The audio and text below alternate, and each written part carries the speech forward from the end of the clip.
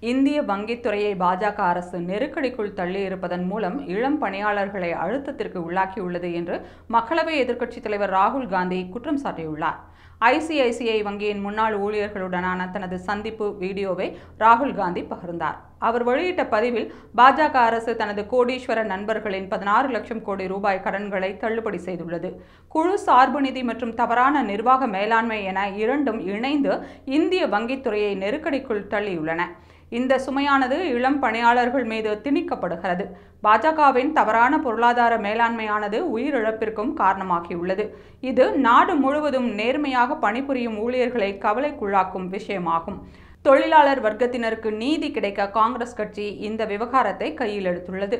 பணியிட துன்புறுத்தல் மற்றும் சுரண்டல்களை எதிர்த்து காங்கிரஸ் இறுதி வரை போராடும் என்று ராகுல் காந்தி கூறினார். மேலும், அநீதியை சந்தித்த தொழிலாளர்கள் தங்கள் கதைகளை என்னுடன் பகிர்ந்து கொள்ளலாம் என்று ராகுல் காந்தி ஒரு லிங்கையும் பகிர்ந்துள்ளார்.